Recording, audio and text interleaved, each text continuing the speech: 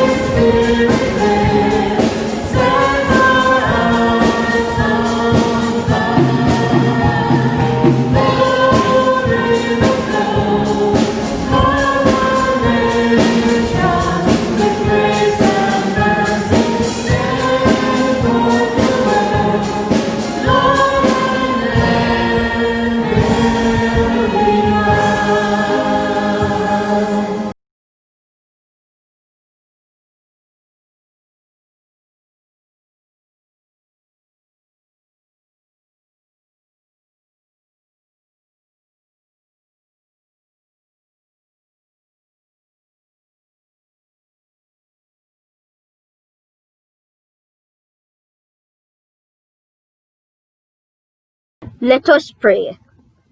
Dear Lord and Heavenly Father, we thank you for life.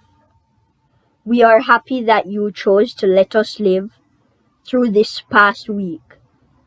We worship you because you are the real God. When we are down in times of need, you have been there for us, and so we worship you. We thank you for providing us with our basic needs of food, shelter, and clothing. Please continue to help us in making the right choices. Some people call it luck, but we know you are watching over us. Thank you for bringing us here safely and the opportunity we have to worship you. In Jesus' name we pray. Amen.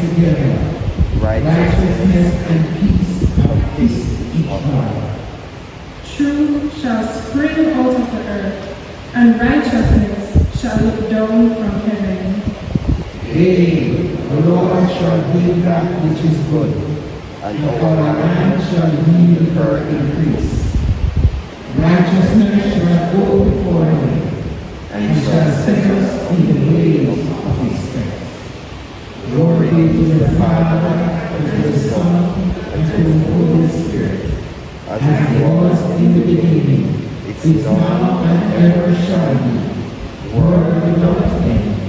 Amen. We will now spend a moment of personal confession in silence.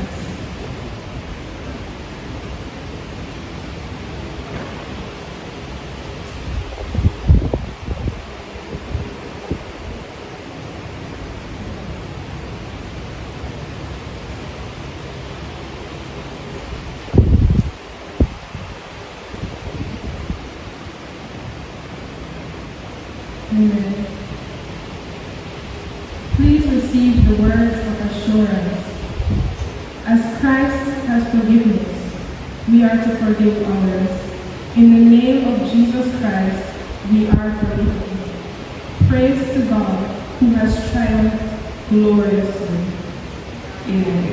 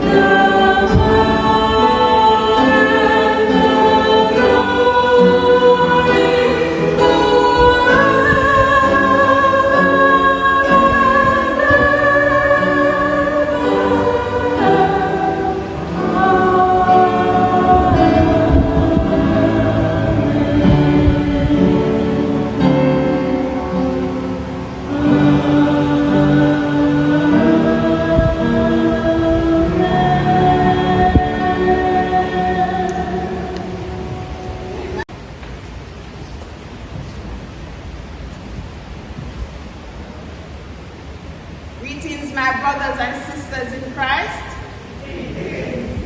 Indeed, this is a wonderful day to be in the house of the Lord, because it is a day that we have never seen before, and it's a day that we shall never see again. Amen? I want to use this opportunity to welcome all of us into the presence of Almighty God. And I especially want to welcome our children and young people who are leading us in service this morning. Are they looking beautiful?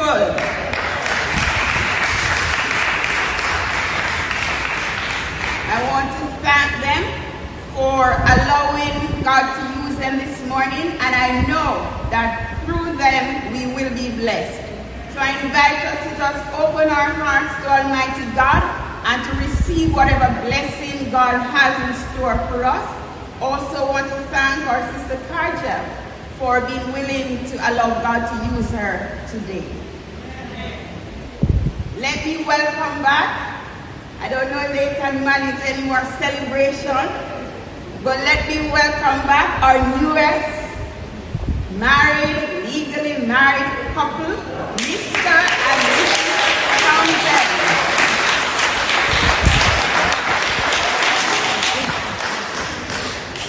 Wonderful. Congratulations. We are very happy for you.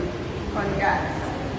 And there's someone we haven't seen in a good little while, and we're extremely happy to have her this morning, Miss Pamela Pusey.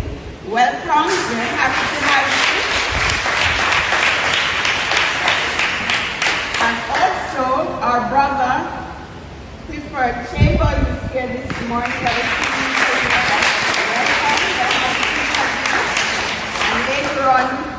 Jonathan will be sharing with us.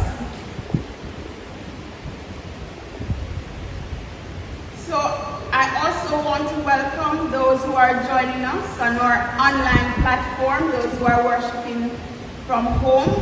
I trust that you too will be blessed, whether you're joining us from here in Jamaica or abroad. We thank you for sharing with us, and we pray God's blessings upon you. Welcome everyone.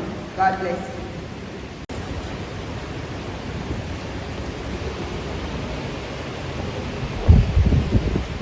In preparation for the scripture reading, which comes to us from Isaiah 43, 1-2, and Isaiah 41, verse 10, we will say, "Order my steps in your word, dear Lord."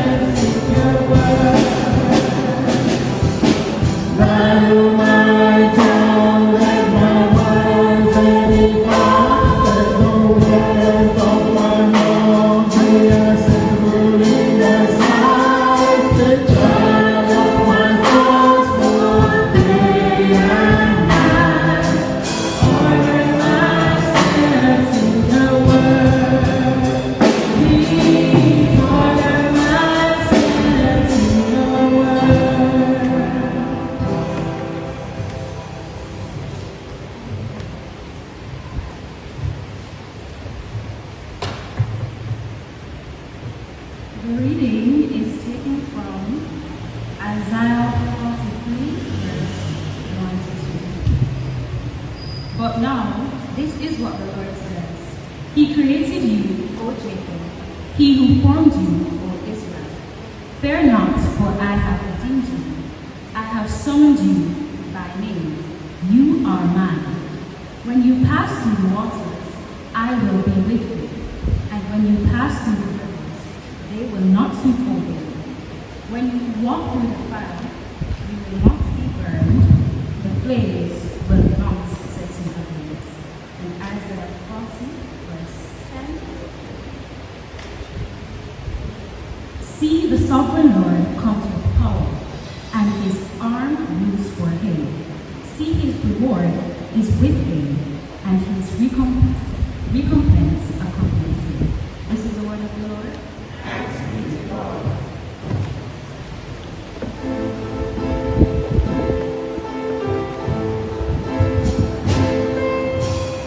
All my steps in your word, Lord, lead me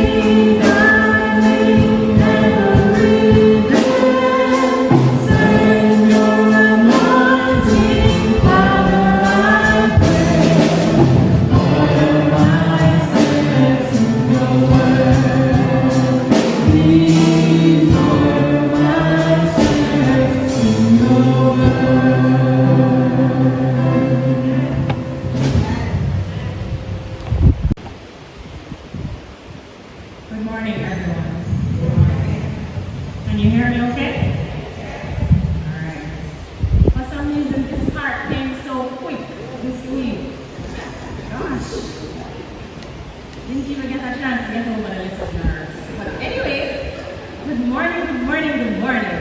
Good morning. It is such an honor to be asked to bring the message this week. And especially because it's Youth Sunday and I have been included. Makes me feel even more special. The last time I was given the opportunity to bring the message was maybe about 3 years ago. And I don't think I followed the protocol because when a guest speaker presents or speaks, they know that it's normally a short message, a 15 to 20 minute message. When a guest minister comes, then of course he delivers his normal half an hour message.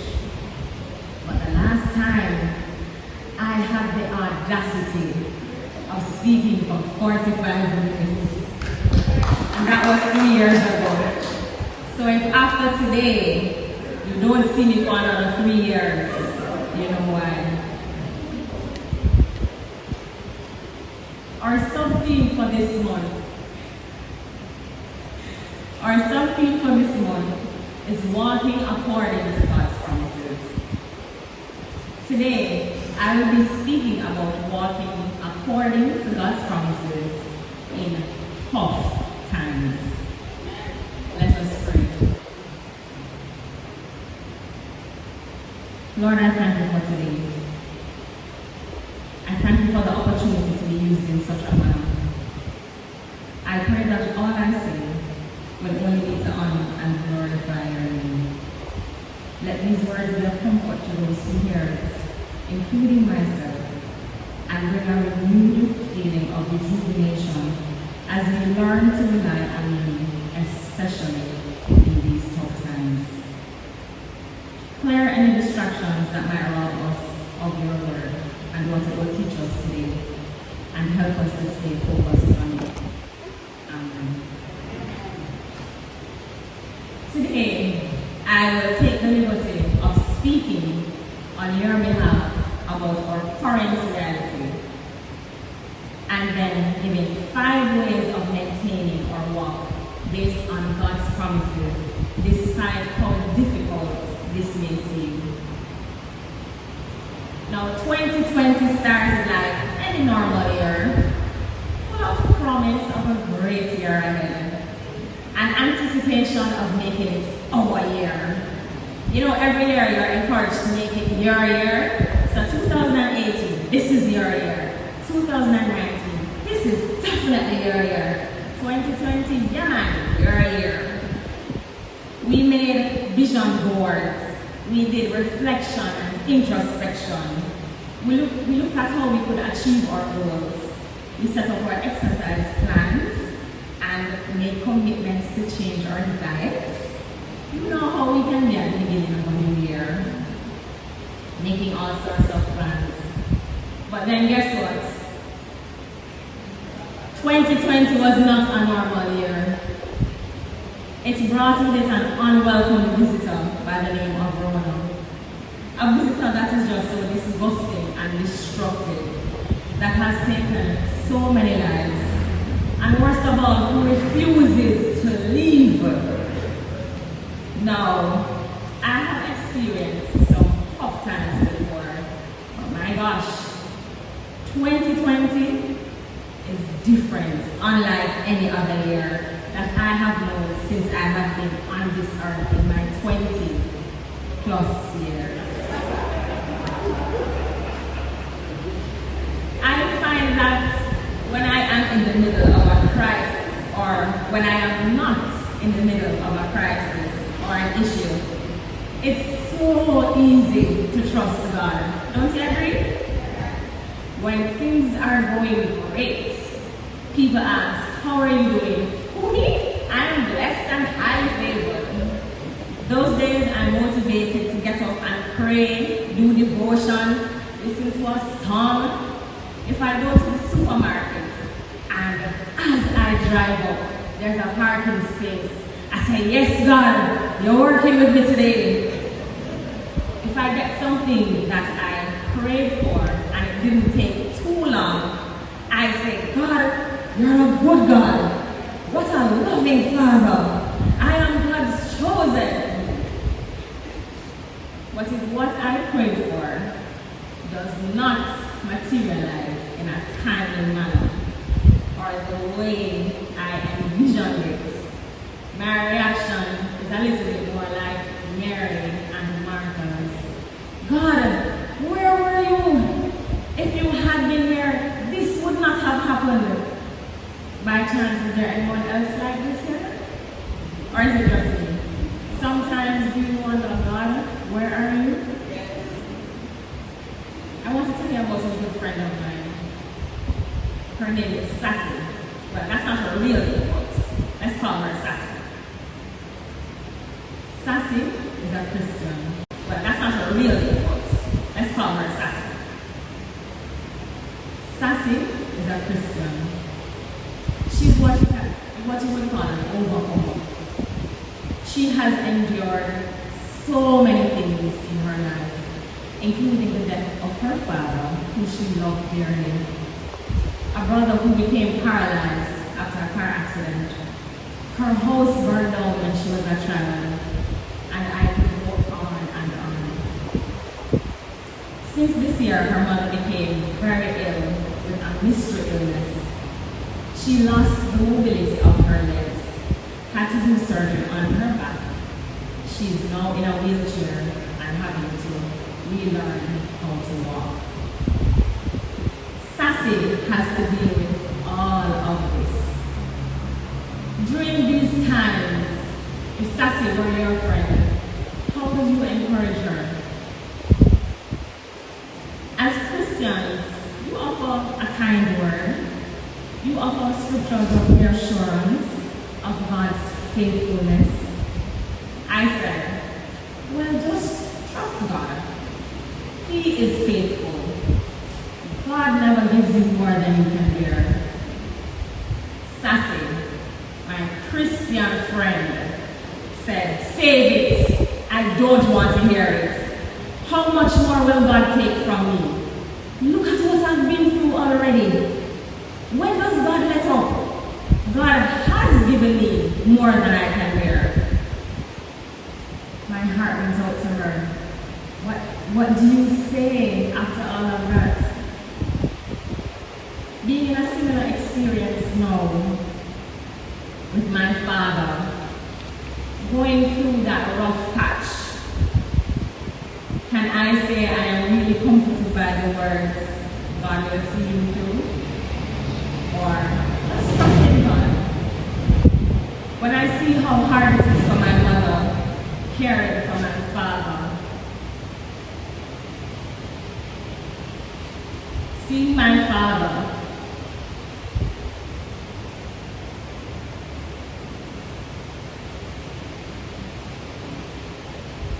who was so vibrant, charismatic, full of life, a towering man of 6 feet 2 inches, who had this booming, commanding voice, the life of any party, the knowledge base of any political discussion, whether here or in the States, now not even being readily able to identify the light switch to turn on the lights. While Sassy is going through her season, how do we continue to walk according to God's promises? How does my mother? For those of you who are going through your own trials and tribulations, problems at work, issues at home, you're confused about purpose, you're depressed and lonely, you feel forgotten, or like there's no light at the end of the tunnel. Maybe something unimaginable has happened to you. Whatever it may be, how do you get by? What do you do to find comfort? How do you maintain your faith, your belief, your trust in God, even through the trials, when you think you have gotten more than you can bear? The first thing that I want to say is that trust in God is not conditional. Repeat. Trust in God is not conditional. We don't get to pick and choose when to trust God. We do not only trust God in the good times, which I am occasionally guilty of, but we trust Him in the awful, gut-wrenching, painful times as well. We are assured that challenging times will come, and that we should trust Him even more during this time. The scripture that was read from Isaiah 43, 1-2 says, Israel, the Lord who created you says, do not be afraid, I will save you. I have called you by name, you are mine.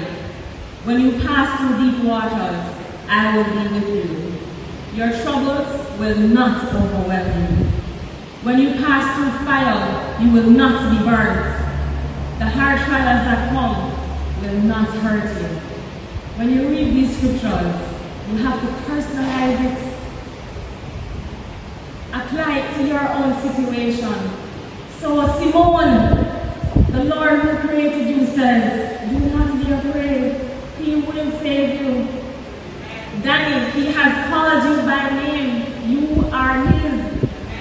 Audrey, when you pass through the waters, He will be with you. Your troubles will not overwhelm you. Gary, when you pass through the fire, you will not be burnt. The hard trials will not hurt you. How many of us are passing through deep waters, passing through fire? The words used paint the perfect picture of the trials that we go through. Deep waters, feeling like you're drowning. Fire trials. Hey, when you know about fire? When you know what fire had can done? And what are we told? You have been granted passage like those 3 Hebrew boys. Shadrach, Meshach, and Abednego. Fire will see you and can't touch you. You will pass through fire and not be burnt. Walking according to God's promises in tough times means you have to know what God's promises are and believe them. Say it with me. You have to know what God's promises are and believe them. When you know what to expect, not only can you look forward to it being fulfilled, but you can hold God accountable. You cannot make a promise that does not have a tangible attachment or an exchange of something. For example, I can promise to bring KFC home for Mommy. Rat or no rat, Mommy loves them hot wings. The promisee Mommy, the one who is promised the thing, knows what to expect from me, the promiser, the one doing the promising. Once the promise is made, she looks forward to my fulfilling it. If she's offered something else, she refuses it because I made a promise and she trusts that I am going to keep it. She now does substitute the happiness for not there because she doesn't want to ruin her appetite. Even with her belly grumbling and growling and making all sorts of noises, she will wait. If I take 5 hours to bring it, she might be a little annoyed. It took so long, but she's still grateful.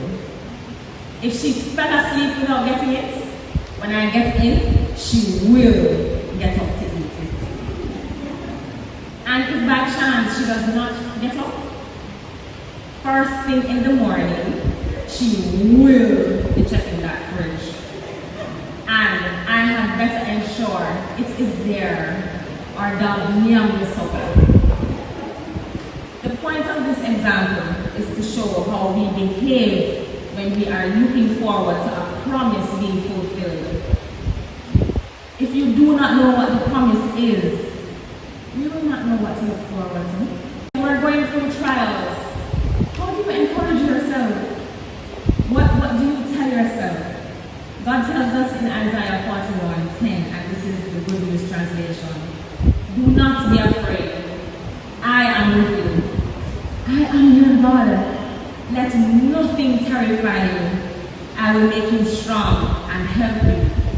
will protect you and save you. So when you're going through it, be like mommy waiting on her wings, not wavering to the right or the left, not accepting any substitutes, but being steadfast for believing what is promised. Unlike mommy who might not get her chicken because of different circumstances, the same is not true for God. He's not a man. He cannot lie. He's a promise keeper and he is faithful. Luke 1:37 tells us, the word of God can never fail. So you have to know what the promises are that you are looking for from God. Apart from what I've told you about God never leaving you and God always protecting you. He says in Isaiah 40 verse 31, He will give you strength for every battle. In 2 Corinthians 12 verse 9, He will forgive you. Let me say that again. He will give you the graces necessary to endure all suffering. In 1 John 1 verse 9, He will forgive you even when you have sinned against Him. And in Ephesians 3:17 to 19, most importantly, God will never stop loving you. If you don't know what is promised, you will not have any hope for a better tomorrow. You will drown in your sorrows. The weight of the world will overcome you. So if mommy is starving and has nothing to look forward to, she's going to get depressed. She's going to worry. She's going to be anxious and stressed. She might feel like she can't rely on anyone. Who knows what she might do to appease that hunger. But if you know that God said, what God said will come true, then keep the faith no matter how long He might take. Keep trusting and believing. He is an on-time God. Amen. Always remind yourself of what He said He will do.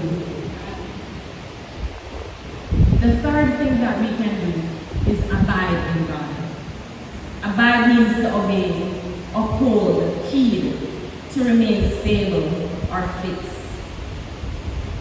This year, as I mentioned before, has not been an easy one. There have been many deaths, so much illness. Even within our own congregation, we have lost members, we've lost family members. When there is such grief,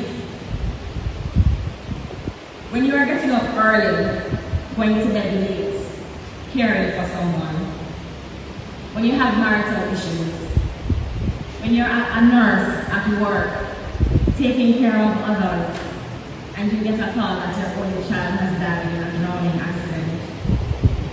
Or you live to see that your 8-year-old princess has allegedly committed suicide.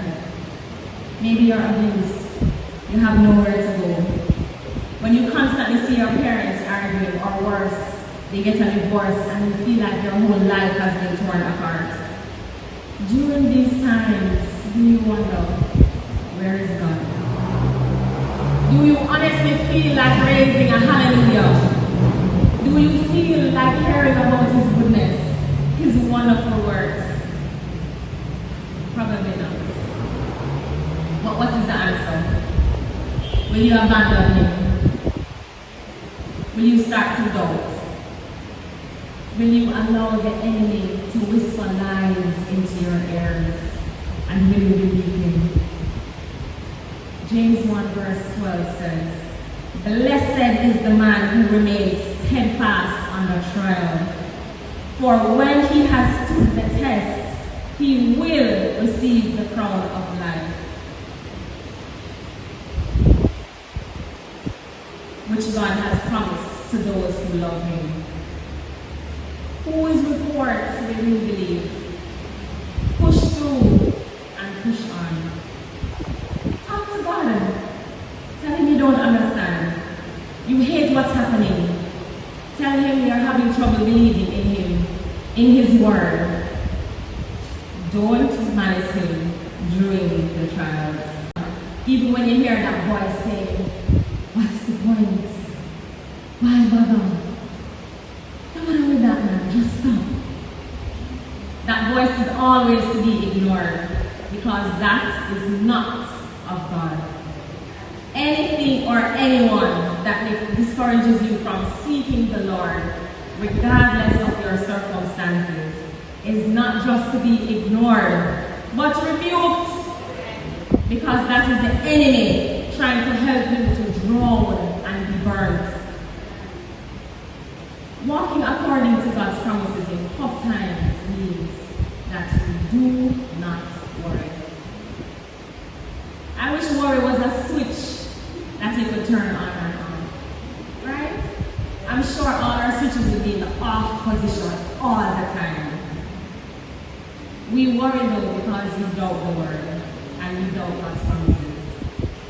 The Bible tells us in Philippians 4:6-8, be anxious for nothing, but in everything by prayer and supplication, with thanksgiving, let your requests be made known to God. And the peace of God which surpasses all understanding will guard your hearts and minds through Christ Jesus. So even though this is difficult, I know you don't have to tell me. It's not as easy as I made it sound. But what do I do? How do I control worry? To be honest, when I'm overwhelmed, I cry. And I'm so glad that God understands tears. Because sometimes when I'm crying, I try to talk to him, but it sounds like,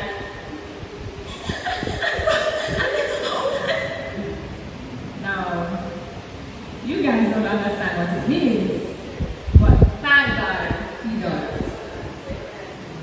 I pray. I talk to friends who can encourage me in the word. I ask for prayers from them as well, because I'm trying to cover all my bases. Just in case God not listening to me, somebody who prayed for me, God must hear them call my name. So I'm always asking for prayers. I also tell myself that God is in control. Sometimes when pain and lead me, you're going through some rough situations, you think I can remember no scripture? Not at all. So I have just started repeating, God is in control. And that's all I say. Regardless of what the eye is seeing, God is in control. Now, I want to point out to us that we are jars of clay. In our current state, we are weak.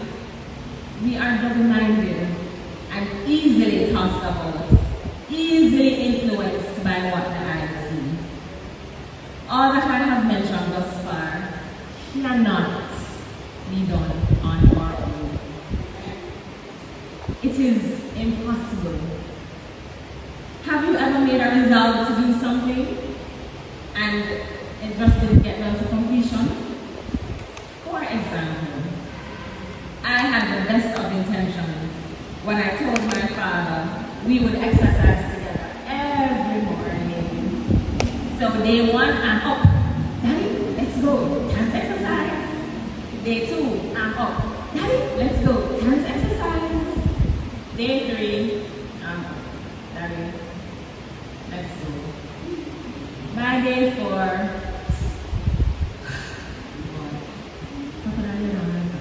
but I get up anyways. Daddy, let's go.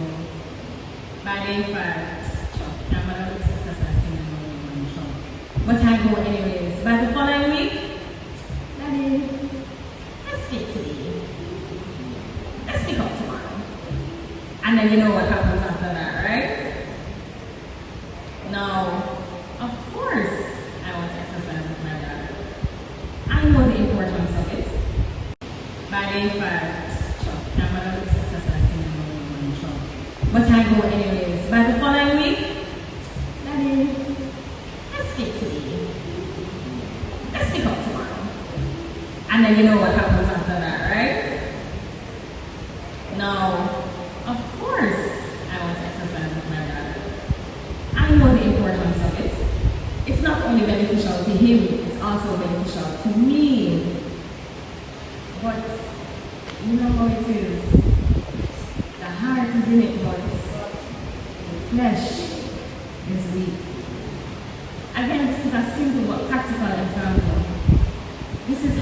is with us and the Lord. We decide we're going to be warriors for Jesus. Nothing will disturb our peace. And the first incident that occurred, we forget about the prayer warriors and maintaining the peace. The fact of the matter is we won't be able to do it on your own. When we pray, we need to seek the Holy Spirit. He is our promised comforter. Romans 8:26 states, likewise, the Spirit helps us in our weakness, for we do not know what to pray for as we ought. But the Spirit Himself intercedes for us with groanings too deep for words. The Holy Spirit is a part of God that resides within us. We must continue to nurture the Holy Spirit by praying, reading our Bibles, meditating on the Word, because this is what will give us the strength, wisdom, knowledge, understanding that we will need to trust God, to know His promises, to believe them, to abide in Him, and not to worry. It is not by our might or power, but by the Spirit. And finally, friends, let us remember to be our brother's keeper. Thursday, September 10th was recognized as World Suicide Prevention Day. Did you guys know about that? According to the World Health Organization, just about 800,000 people commit suicide globally every year. In Jamaica, according to Dr. Donovan Thomas, founder of Choose Life International, almost one person dies from suicide every week. This is in Jamaica, our little rock of sunshine and fun. The suicide rate in Jamaica is highest among the elderly. However, adolescents and young adults are at a great risk as well. We are now seeing more children attempting suicide as well. As Christians, we are God's representatives. God was a doer and not just a talker, and we must follow suit. It is not good enough to only offer our prayers to others who are struggling. It is good, yes, but how else can we help? What sort of physical support can we give? For example, because my friends know my situation with my dad, they called to check in. They asked, how can we help? If I need something to be picked up or delivered, or if my mother needs a ride home, they are willing to offer assistance. I would encourage all of us to support those around us, especially now during a pandemic when it is much easier to forget whose we are and the promises that we need to hold on to. I want to leave you with this scripture from Jeremiah 17:7-8. It says, but blessed is the one who trusts in the Lord, whose confidence is in Him. They will be like a tree planted by the water that sends out its roots by the stream.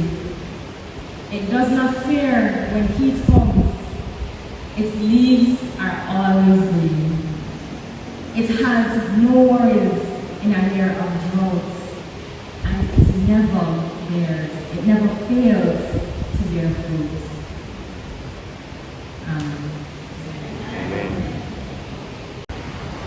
Let us respond to God's promise and His call for faith.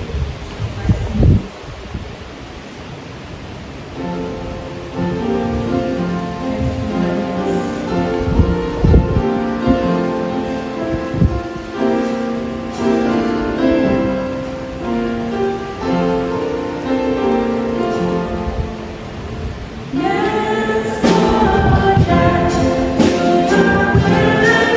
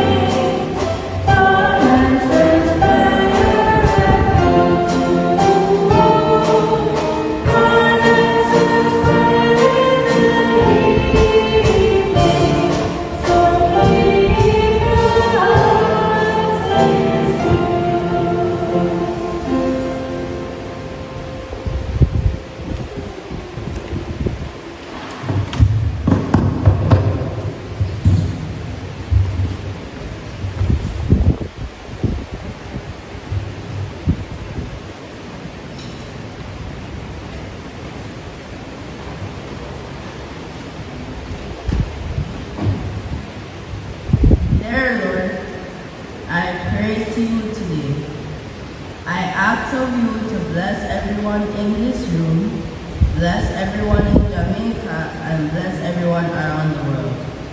Please make people more peaceful, and may your glory shine through them. Keep everyone safe and well. As we adore you, we thank you for waking us up this morning to live to see another day.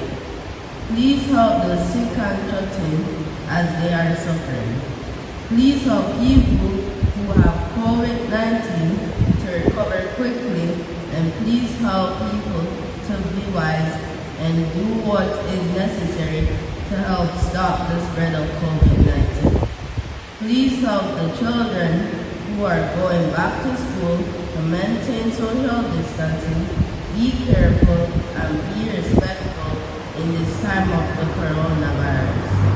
Lord, we pray for the leaders of this country that they will do your will and lead this country in honor of you and in your glory to your name. Lord, thank you for everything you have done and will do. In your holy and precious name we pray. Amen.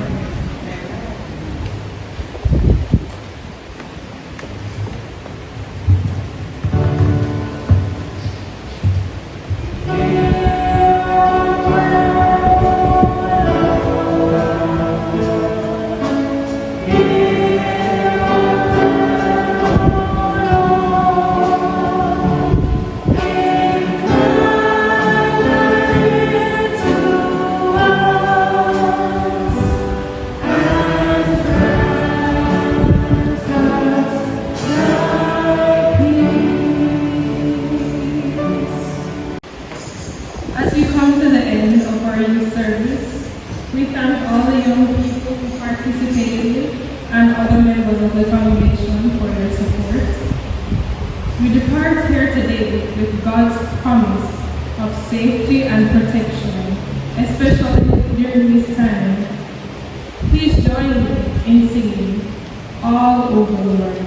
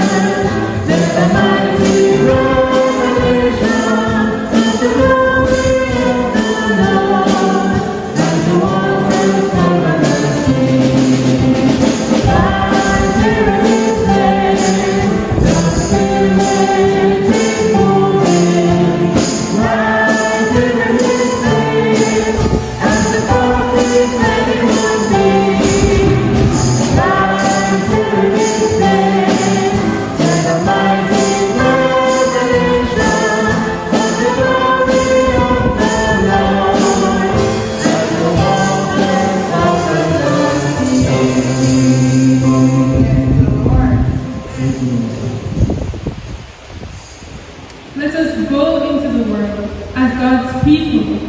We will tell God's hope for all. Let us go to serve the world as followers of Jesus. We will show in our lives that all are part of the kingdom. Let us go to share the Spirit. We will work to bring peace where there is war, and to share love where there is hate.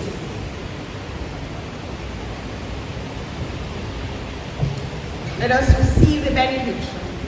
God's word hath been declared in many forms. Let us go forth then into our homes, into our workplaces, wherever we may go, to be his true disciples. And now may the blessing of God the Father, God the Son, God the Holy Spirit, rest, remain, and abide with us all, this day and forevermore.